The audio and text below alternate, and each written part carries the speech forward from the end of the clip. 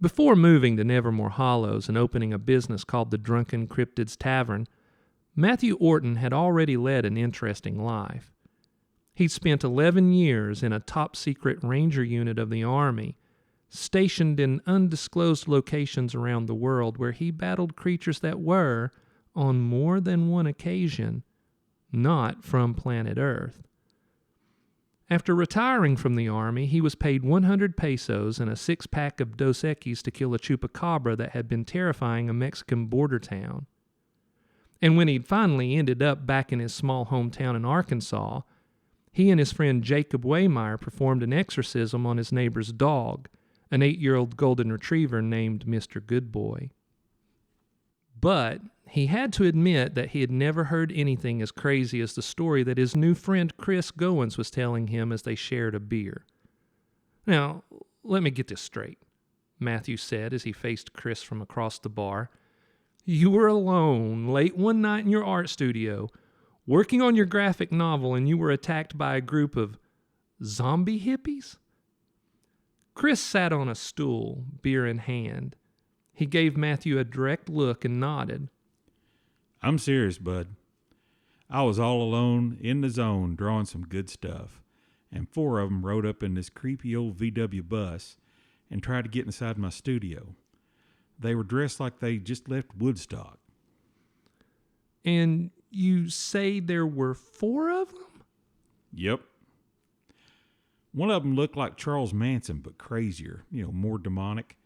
And one of them was a woman, and she literally pulled her head off and tossed it to the ground.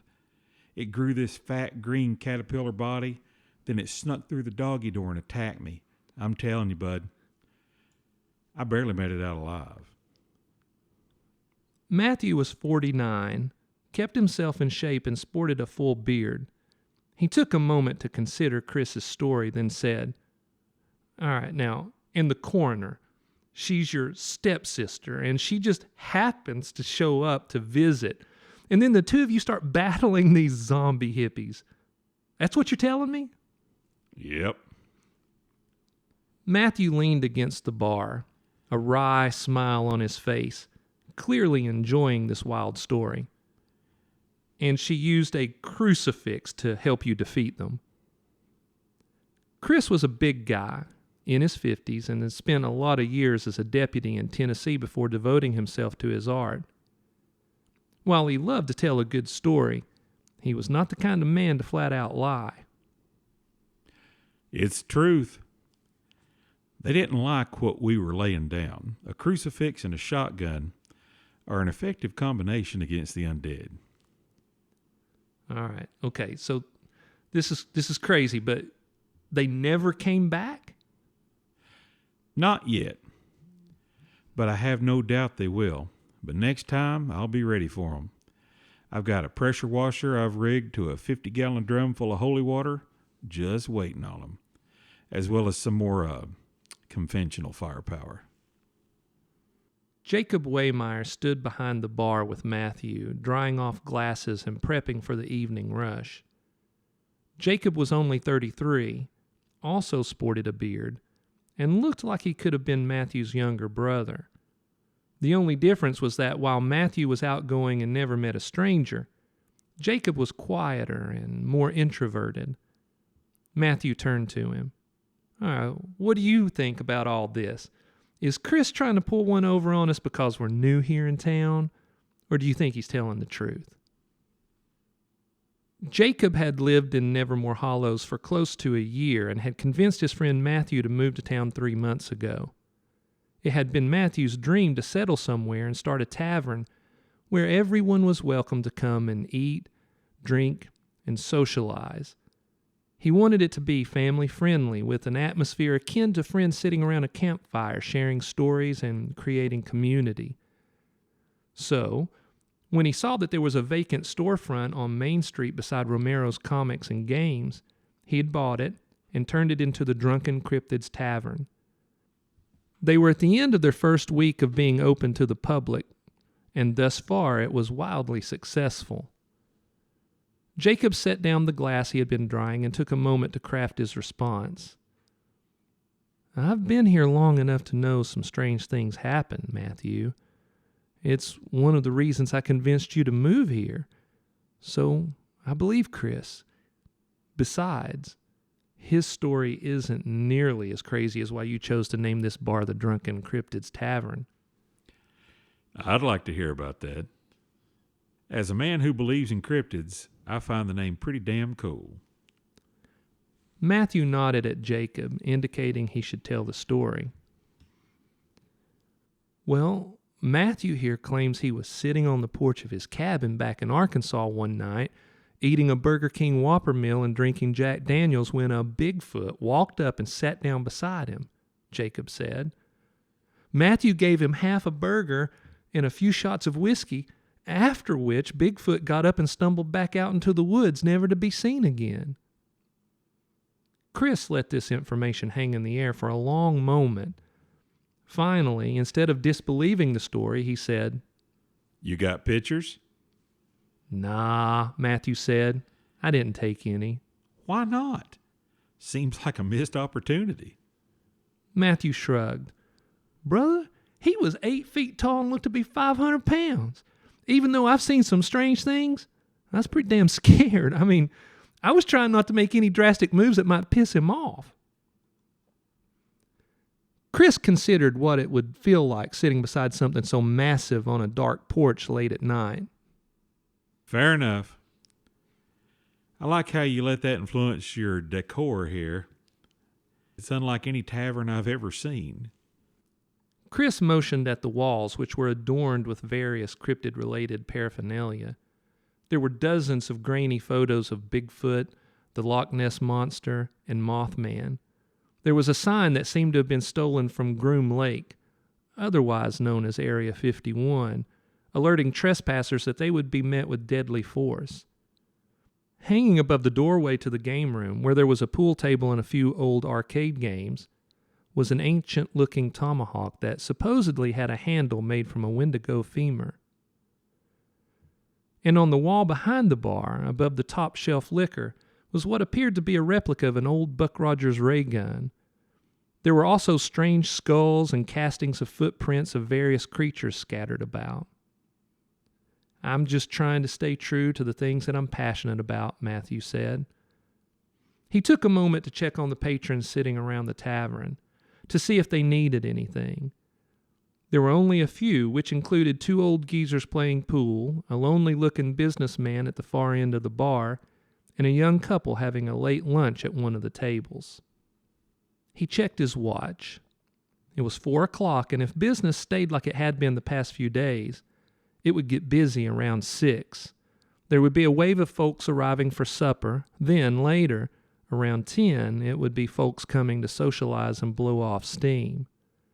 He was proud that his business was part of the Nevermore Hollows community and looked forward to many years of success. Just then, a man walked into the bar carrying a potted plant. He was hunched, as if suffering from severe scoliosis, and wore a black t-shirt with a white upside-down cross splayed across his chest. He lurched over and set the plant down on the bar. He looked at Matthew with a face that seemed to have been created by someone who didn't understand basic human biology. His eyes were too large and his nose too flat. His skin was scaly and he had only 3 fingers on both of his hands. Delivery for Matthew Orton, he mumbled, as if his tongue were missing. A welcome gift from fellow business owner. Before Matthew could respond, the man turned and lurched out the door. They all looked at the plant with cautious curiosity. It looked like no plant either of them had ever seen. It stood about a foot high, with 4 crimson stalks that were covered in black leaves that had serrated edges.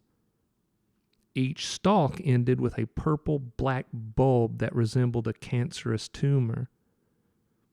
And even more disturbing than the plant was that it was potted in an upturned human skull. Jacob noted that the top of the skull seemed to have been carved flat so that it would not roll over, thus spilling the plant. Guys, I don't think that skull is fake.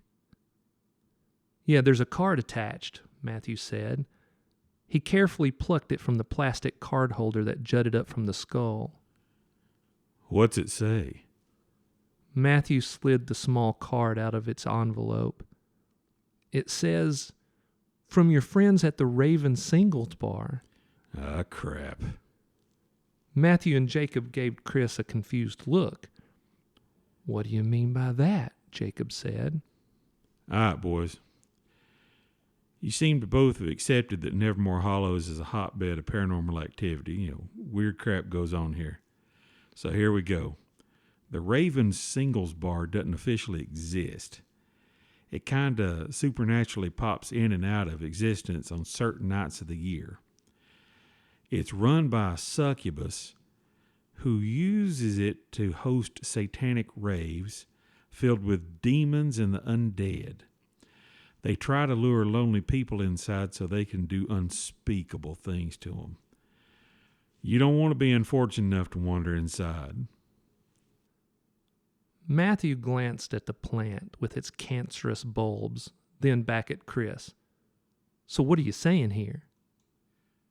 What I'm saying is that this ain't no welcome gift. If that succubus sent this to you, it's a warning. Or worse. "What could be worse?" Jacob said.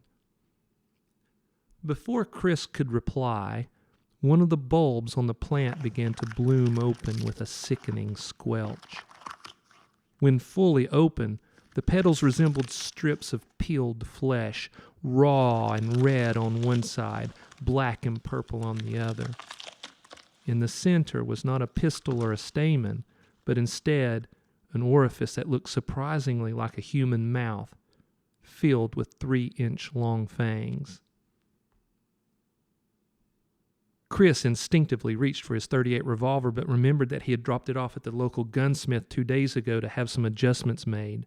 Jacob and Matthew still stood behind the bar, though they did both take a step back from the sickening flower. "What the hell is that thing?" Jacob said. He reached under the bar and snatched a shotgun.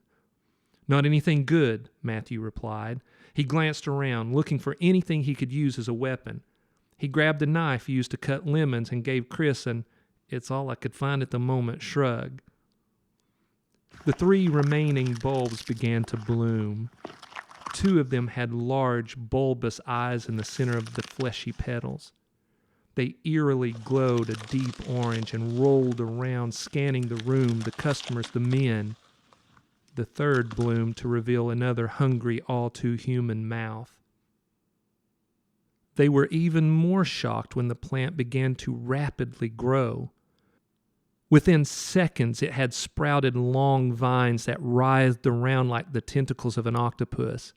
Faster than any of them could have imagined, one of the vines whipped out at Marty Foster, the lonely businessman, who still sat in shock on his stool. There was a meaty snap, and Marty's head was cleanly severed. It fell with a thud onto the bar, his mouth working as if trying to ask what had just happened, its eyes wide with confusion. Blood sprayed onto the ceiling in the bar. Matthew yelled at Jacob, "Shoot it!" Matthew raised a shotgun but saw that he would be in danger of accidentally hitting the young couple. He tried to maneuver around for a clearer shot. The plant continued its rapid growth. The roots were spilling out of the skull and were more animal than plant. They looked like the long, hairless tails of rats, and they writhed around until they found the floor. In less than 30 seconds, the plant had grown to over 6 feet tall, with vines and roots as thick as a man's arm, all thrashing about, searching for victims. And it was still growing. Chris picked up a stool and held it out in front of him like a shield.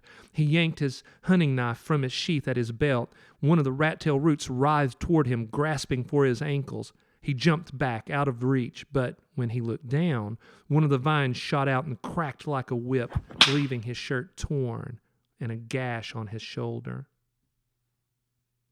The two old geezers who had been playing pool snapped into action. The older of the two, a short and skinny 73-year-old man named Gomer Flaherty, hobbled over and swung his pool cue at one of the eye stalks. He missed when it snaked out of the way. He reared back for another swing, but one of the mouths shot forward and sunk its fangs into the old man's throat.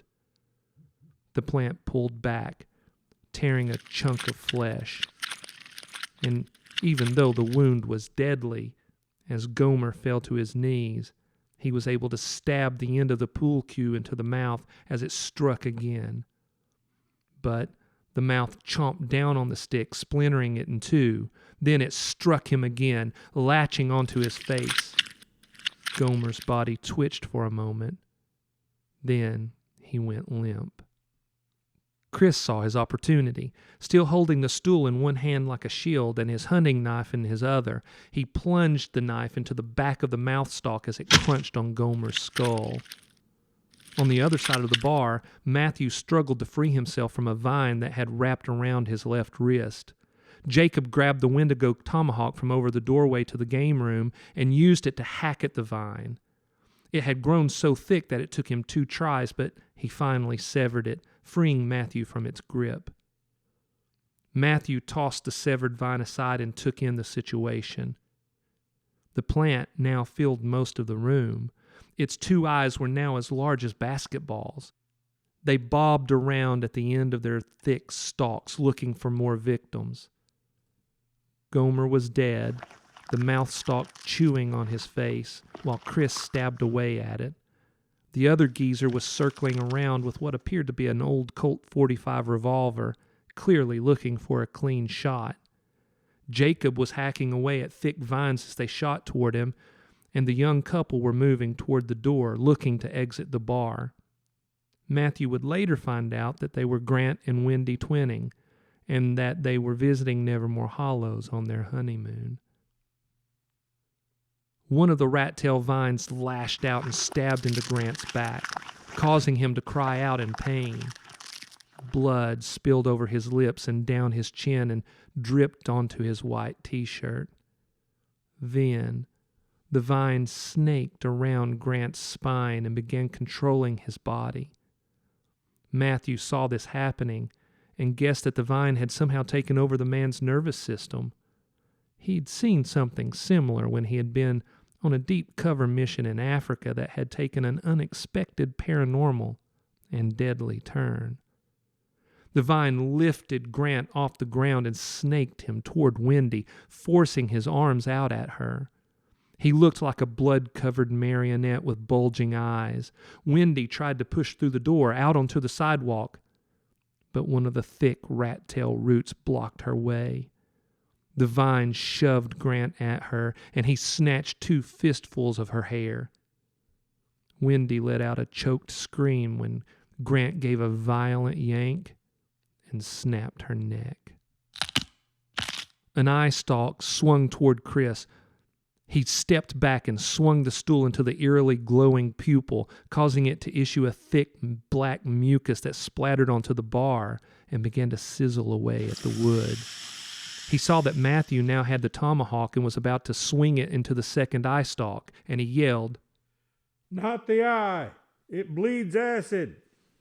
Matthew checked his swing and hacked into the stalk below the eye. He was relieved to see that the goo that bled from the wound was not acidic. "Thanks, it seems only the eye bleeds." "Good to know." Jacob jumped up onto the bar, the shotgun held ready. He saw the plant-controlled Grant was holding a handful of Wendy's hair, chewing on her face. His other hand had clawed through her stomach. The poor girl was gone. So, Jacob took aim and fired a shot. Grant's head disintegrated in a shocking spray. The wound did not have the desired effect because Grant was already dead and was being controlled by the plant. But he dropped Wendy onto the floor, and then the plant slung his headless body around and snaked it through the air toward Jacob. Grant's hands clawed out at him, but Jacob fired another shot, center mass, knocking the body in the vine backward. The second old geezer was named Amos Bork. He'd fought in Nam and had been a hero, though only his wife, who had died 10 years back, knew of his deeds in battle. He was a quiet man who only wanted to live a life of peace, but he also was not going down without a fight. He realized that his age created physical limitations, but he would be damned if he was going to let another soul die in this bar. He knew that a free society must be able to protect itself from tyranny and personal attack, so he always made sure to carry his old Army-issue .45. He had pulled it from its holster and took aim with a surprisingly steady hand for a man his age, and fired off 2 shots, one each into the mouth stalks that were shooting out toward Chris. His aim was true, and both mouths exploded into a spray of plant matter and fangs. Amos moved forward, looking for his next shot, when Marty Foster's severed head sprouted 4 rat-tail roots from its neck and skittered toward him, the mouth chewing hungrily at the air, ready to bite into him when he got close enough. Amos fired another shot, taking off part of Marty's skull, but the gruesome thing kept coming. It was too fast for Amos to fire a second shot. He was too old to juke out of the way, and the head leaped on him and chewed into his stomach. Amos groaned in pain, but instead of giving up, he put the barrel of the .45 against what was left of Marty's head and pulled the trigger. The rat-tail roots went limp, and the whole gooey mess fell onto the floor. Amos stumbled to his knees. He knew there was no way of surviving the wound in his stomach, and he was okay with that because he believed the next life was free of war and strife. But just before darkness overtook him, he saw that the plant had infused itself into Wendy. She was crawling, spider-like, toward Chris, her head dangling at a disgusting angle due to her broken neck. But Chris was unaware because he was hacking at a vine that was wrapped around his leg. Amos raised the gun and fired off a shot, hitting the Wendy thing in the neck. It hissed and turned toward him.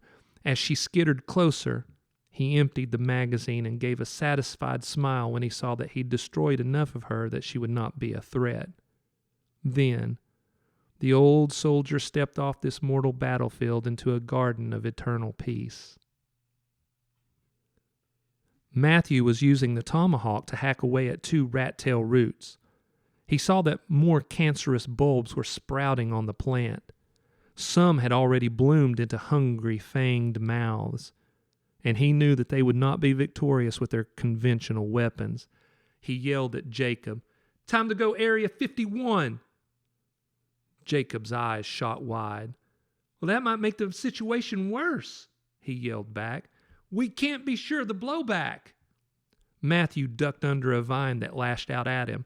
"We don't have a choice. Everyone but us is dead, and we will be too soon if we don't take action."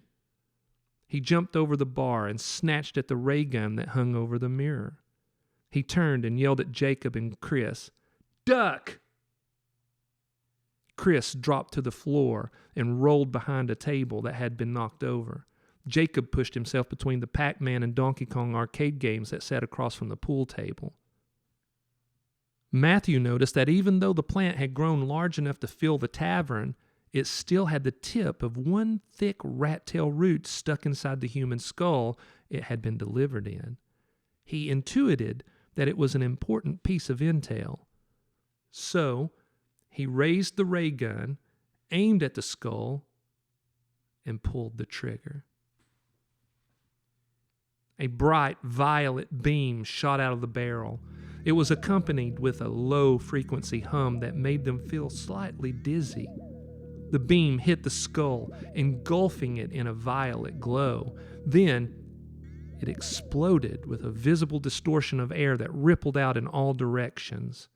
Photos were knocked off the wall. A neon Yingling sign exploded. Liquor bottles shattered, spilling their contents, and the front of the windows were blown out onto the sidewalk in a twinkling of pointy shards.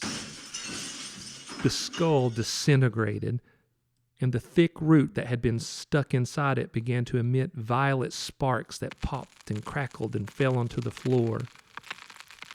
In only a few seconds, the whole plant, eye stalks and mouth stalks and rat tail roots, had sizzled out of existence.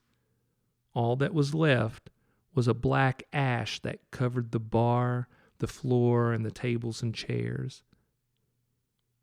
After a few heartbeats, Jacob stood from between the video games and walked over, taking in the scene.